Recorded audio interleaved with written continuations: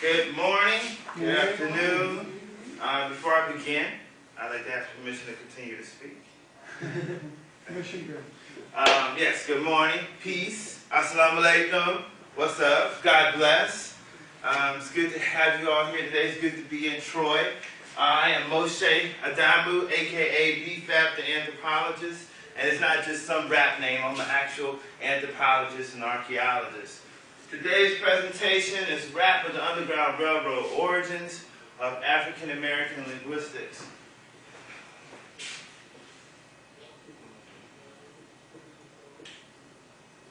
Alright. Even though I started out with this little video here, I want y'all to understand that this has very little to do with music, very little to do with artists, or anything of the sort. Here we have hip is the knowledge, is hop is the movement. You know, when they say you need to be hip, you got to know what's going on. You got to be in the know. When they say hop, it means to move. And what have we been hipping and hopping for like the last, what, since 1613? Freedom, justice, and equality.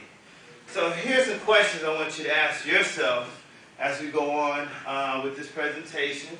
One, do African Americans have language? Two, what is linguistic anthropology? Anybody know? Linguistics very often defines a group of people. We have to find out people who are related to other people in terms of genetics and so forth, often are identifiable by speech patterns. Correct. Yeah, and so linguistic anthropology is the study of humans' speech patterns. Kujichagulia, if any of you are familiar with Kwanzaa, is one of the 7 principles of Kwanzaa. It means self-determination. So then you get into the question of, well, what do we, we determine our own self, we determine our own realities. And why is there a need for an underground railroad? Okay, so we're going to start out with a couple problems here. Slavery robbed Africans of culture. We hear this all the time. People say, oh my gosh, slavery took everything from us. They robbed us of our language. Rap is solely defined as music, and hip-hop is solely defined as a subculture, and sometimes not even that. It's just a music genre, dance, phenomenon, or whatever. Throughout this presentation, this is Barbara Jordan. I missed out on putting people's names. Instead of doing a running bibliography for you, I have some of the books here that I've read that's helped me, put this presentation together. There is notes online that you can check out after this is done too. I also make a concentrated effort or whatever to make sure to have quite a bit more women in the presentation than anything. We do these conferences, workshops, and that's all we see is one old dead man after the next. So here we go. More problems. The predisposition to begin every conversation. When we talk about what is hip-hop, every conversation is going to start with the music. It's going to start with the artist. Oh, what this person is doing, is that doing? Most historians and scholars are doing the same old. Everybody tells slavery the same way. Everybody was a slave. Everybody worked from sun up to sundown or whatever. Can't see in the morning, can't see at night. Everybody picked cotton. That is so not true. Slavery was different in every region of the U.S. depending on the crop or the drug that was being cultivated and harvested. So, and the youth are historically disconnected. I'm so glad you brought your son here. As I'm like, gosh, I hope there's some good young people here so we can talk about some more things too. What was next? I got it on the timer, so I just forgot. So, goals and objectives. Redefine what rap is and the art or the act of rapping. We want to illustrate a cultural historical timeline to show continuity of culture. And the goal is to build self-esteem and, maybe you can aspire to be like me one day and be cool. Nevertheless, when we think about how this is done, people always ask, well, Mo, how did you come up on this stuff or whatever, I've been studying archaeology for like 17 years, since I was in the 3rd grade, pop locking and breakdancing. You hear the same old thing, man, hip-hop is going out of style, breaking is going out of style, and everyone's like, no, it's not. It's not going to go out of style, it's not going to go anywhere. And then the older I got, the more I learned, when having these conversations, I was like, okay, you don't define culture by its artists. You don't define culture that way. Culture is a cumulative knowledge, shared experience, customs, rituals, motifs, symbols, the way people cook their food, eat their food. But this is what defines culture. We're going to get into language too. It's also important to know what emic and etic distinctions are. These are anthropological terms. Emic means it's an insider's point of view, right, versus etic, an outsider's point of view. So, and most times, anthropology has been labeled one of like the most racist disciplines of them all, because it's been these people who have the benefits of colonizing other folks who got time and money to go sit everywhere and study and look at everybody and say what they think these people are. But this is what this is about, is how do we define ourselves? One of the major things that I work on constantly is stating that the African in America is no different than the Africans on the continent, no different than the Hausa, the Zulu, the Akan, the Yoruba. It's just African here in America, and then we've defined this ourselves. And I've done this through participant observation. Kazi means to work, so this is the methodology and the work. You sit, go amongst people, listen, talk to people, get involved in things, and that's how I come up with, okay, man, I see how this is working and that is working. The other thing that I've learned too is, once again, getting away from the context of music, is looking at performance, speech patterns, and other arenas and other avenues. Like, all the time, it's like, okay, well, you got a white church and you got a black church. They both have the same Bible. Everybody's reading from the same book. Why is the church different? Because the people are different, correct? So, so I go there and I see what's going on there in the church. I see what's going on in the clubs and the hangout spots or whatever at the reunions. And then I start doing this wonderful archaeology on plantation sites. But I skipped here. Let's go back here. Because we got to start with pre-colonial Africa. When we talk about what was going on and the Africans that came to America at this time. See, one of the things that's hardly ever talked about is that before Europeans came, you had Africans, the ancient Africans from Kemet or whatever, coming from the south. And you had, from the north, you had people from the south of Africa pushing up, people in the center. Everybody converged on the center of Africa during that time, 13th, 14th centuries. It's known as the Golden Age of West Africa and Central Africa at that time. But from Kemet, or Egypt, we get the word nomo. It's the generative power of the word. Just like in the Bible, it says before there was anything else, there was the word. Okay, so this is our speech, and the Medu Neter is the hieroglyphics of speech. Talking about after Africa being on the verge of this industrial revolution, and then here comes the transatlantic slave trade, Everybody had a role in this thing. Everybody had a role in it. And so many times you get up here and speaking and whatever, somebody says, well, didn't Africans sell each other into slavery? Yes, Africans did. But a part of the reason you have to look at it too is what's going on. Everybody's moving here, moving there. It's a crowded situation. There was goods and stuff that people wanted to trade with Europeans and other people from around the world at the time too. So yeah, and I'm more likely to sell you out, than them. Because I met her last night. I just met you. So I'm more than likely I'm going to do that. So that you get that going on before that, and then during the middle passage or whatever, people had to immediately begin to decodify other languages. They was already talking.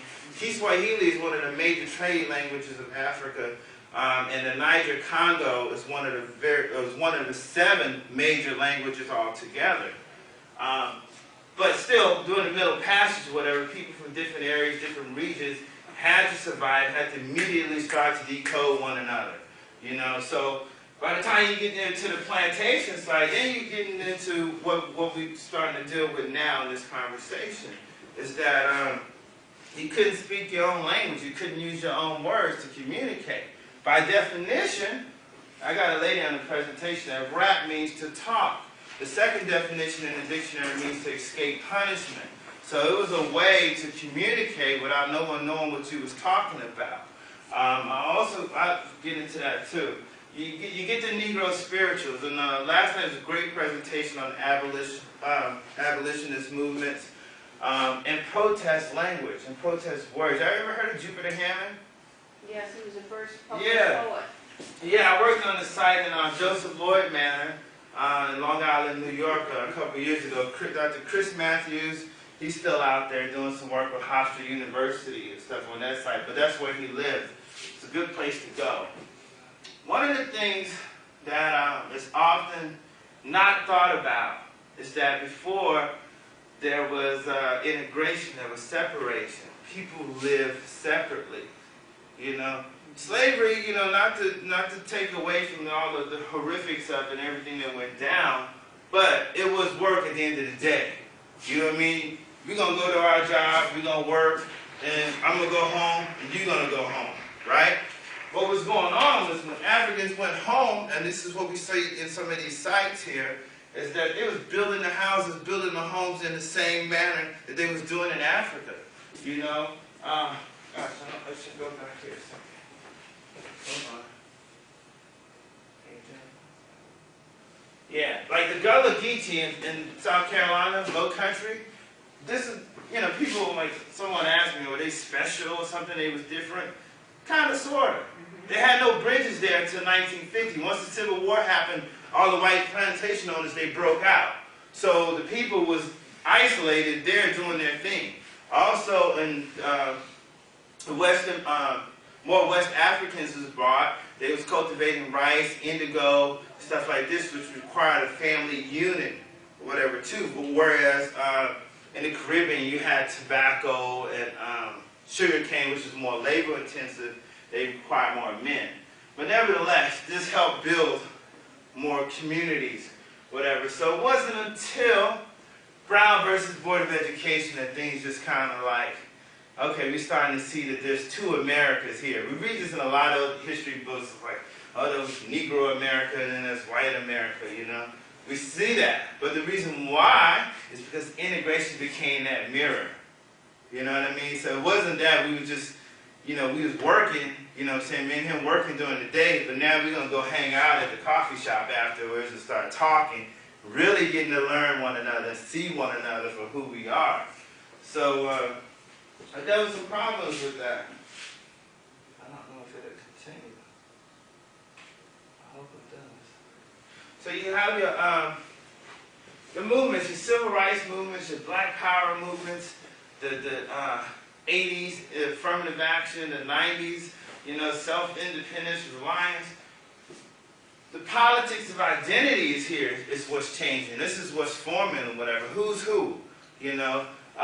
Immediately, you know, Europeans picked up on the culture of the music and the talking. You know, you get your minstrel shows, you get your exploitation of jazz and R&B or whatever. Pretty soon you get Elvis thrown in there too. But you know what, I always like to tell people, because I hate this too, is that it's like, oh man, hip-hop, it started like in New York, back in the 70s or whatever. It's like, totally wrong. Totally wrong. This is why I've labeled this the crystallization of hip-hop, right? This is when all these things come together. And before, there was, you know, MCing, people have been talking, you know what I'm saying, there was graffiti, people have been writing. We've seen this on some of the plantation sites, people writing on bowls and X's and all kinds of marks. You know, people have been dancing forever, you know. But the difference that happens when DJ Kool Herc came up with the mixer, the turntable, which is a technological piece. Understand, these are elements of culture, you know what I'm saying? You have language, you have writing, you have movement, you have technology, you know? So all that stuff is what's coming together, whatever, at that time. So out of this, we're going to go into really discussing what this language is now. I think I've got y'all up here to the present or whatever. What rap is not. It is not ebony phonics. Ebonics was a move in 1996 in Oakland or whatever. It was to help white teachers learn how to talk to black students. You remember this, right? Integration was the mirror here, right? So when we get into the classroom setting, teachers will try to talk to students like they can't learn. They don't speak English. Well, they never did from the start. You know, they found other ways to communicate with people, but they never did. We need to back up on that because we have to look at those other definitions really quickly. African American English vernacular, Black English, broken English, slang, dialect. Those are cool terms, but they're all pejorative in nature. They do not give power to the people, as if the people are not able to come up with this of their own, that they're not fully human to have their own language, so it's got to be a vernacular, it's got to be a dialect, it's got to be a slang. This is the same attitude people have today. Oh, we don't have this, we don't have that, or whatever. But it's just not learning to look at what the elements of culture are, what the elements of language are. And once we do that, then we have a better understanding and a more greater outlook on ourselves. Like I said at the beginning, this is to help build self-esteem. You know? Because at the end of the day, this is what it's about. So, let me move forward here. Language. Shouldn't language automatically, I mean, if the word is the first thing that happened, shouldn't language automatically be associated with power? Oh, most definitely language is power. Yeah, and we want to get into that too. Okay. We'll get into and how it's used and everything. This is a great book. One day I found this in a library or whatever. I don't know how. It was like 94, 95. What, a ribbon jobbing and playing the dozens. Eye-opener for me. Because this is written in the 70s. And, you know, they're working on, you know, how to teach these black children or whatever. So the author, he noticed that, you know, people was, you know, playing the dozens, you know, telling your mama jokes, wolf tickets, sign and signifying, you know, stuff like that. Like, oh, look. See, I made you look. Sign and signifying, that's what it was. Oh, commercial break, y'all. I told you to have some commercials. Here, I got another thing about this.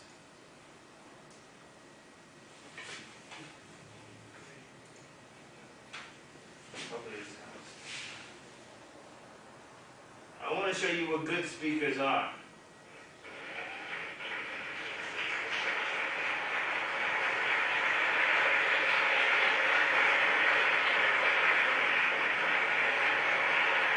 Showing Susan.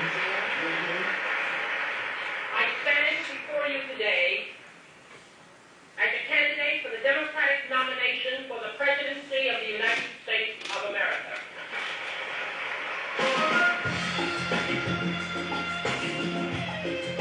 I am not a candidate of Black America, although I am black and proud. I am not a candidate of the women's movement of this country, although I am a woman and am equally proud of that. I am the candidate of the people of America.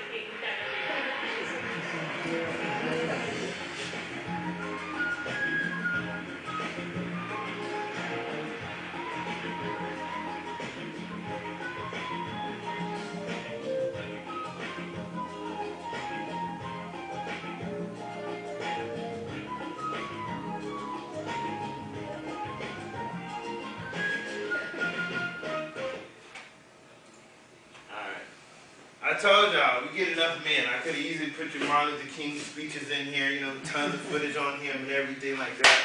I was like, man, you know, I messed around. I didn't get to put anything on my blog for Women's History Month, so I'm like, yeah, I'm gonna make sure it's a part of this presentation. But it's just, you know, we gotta change things, you know, change the dynamics of things. We gotta start looking at things differently or whatever and stuff. But she's a great speaker, okay? She, her presence, her tone, her inflections, you know, the words that she stressed, you know, and then some.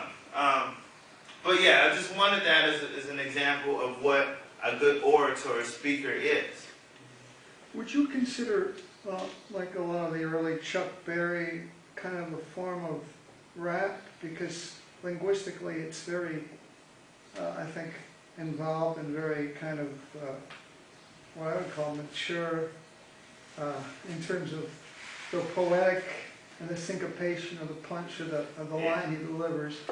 Well, there's different, let me see, it's kind of like stages of speech and performance. Right. Of speech acts. Right. Right? You know, But it's it's your not, regular but talk. would you consider it a reflection of the language and the culture at that Oh, time? without a doubt, that's exactly what it is. I mean, that's what jazz talk is. That's what blues talk was. You had jazz talk, blues talk, then you had your dozens, you know, then you had just rapping, you know, you just have communication, you know, you have spoken word. But that's the performance of it. You understand what I'm saying? That's just the performance. That's just the artistry of speaking. Just like this is her artistry, was public speaking in this situation, you know. Like now, I'm rapping to you. I'm your MC, your master of ceremony, you know. So it's different performance acts or whatever that's going on. So let's see what's next. Oh, yeah, here we go. So what is rap? Like I said before, the definitions here. To utter suddenly, forcibly, to cause, be, or become raps, criticize sharply, to strike a quick, sharp blow. This is liberation. This is rebellion at its very core. You know? When you have to maintain yourself, maintain your identity, your self-worth, and you're captive, you are enslaved, you still have to fight back somehow. You know, we always hear the stories, we heard a lot of that last night or whatever, you know what I'm saying? People picking up their arms, people running, but there are so many people who just bowed their heads. And they kept living as a form of rebellion too. Because if everybody had jumped off the slave ship or whatever, we would not be here today, you know? Zora Neale Hurston, these are components of speech. You saw that, okay. Yeah, so components of what language is. Verbal, nonverbal communication. Like I said, the Niger-Congo, generally where a lot of these Africans here in America was coming from this area, these language systems that was going on. It is double meaning, syntax, lexicon, signification, situational, tense, time, code switching. And like I said before, it means to escape punishment. Or to beat the rap, everyone's heard that, you know, all the time. So, a reduction in words. You know, instead of, come over here, come here. You know, just reduce the amount of words or whatever. Double negatives, not for nothing. I don't need no doctor. Yeah, I don't need no, yeah, right? The, missing, you know, just deleting the L out of words anyway. The R, sister, brother, that's not necessarily saying that these people are not speaking English properly, but this is the way those R's are not pronounced in the Niger-Congo family linguistic systems anyway. They're not a part of that. You know, just dropping off the consonants, contractions, ain't. Oh gosh, we loved that one for a long time or whatever. Ain't a word or whatever, but you know, people kept saying it. Other components, you know, I be here a long time. She's been writing on her paper this whole presentation, you know. Instead of she has, you know, been writing for quite a while, it's like she's been doing it. You know, she's been done that, you know. It's, you know, just complicated. Situational, right? What's your name, man? Darren. Darren. All right, tell me. You can have a conversation, you can rap to somebody, be talking to somebody in school, in front of your teacher, and she don't know you're talking about her. And you're using English words. You're using some of the same words, but you don't know. It's situational. It can change instantly, whatever. The context of the words. Just like I heard somebody say this not too long ago, man, she ain't that 7:30. It's like, what? What are you talking about? What does that mean? You ain't that 7:30. And to come to find out, the more we kept talking or whatever about, it's like, I guess you ain't that crazy that you didn't get up at 7:30 in the morning like everybody else.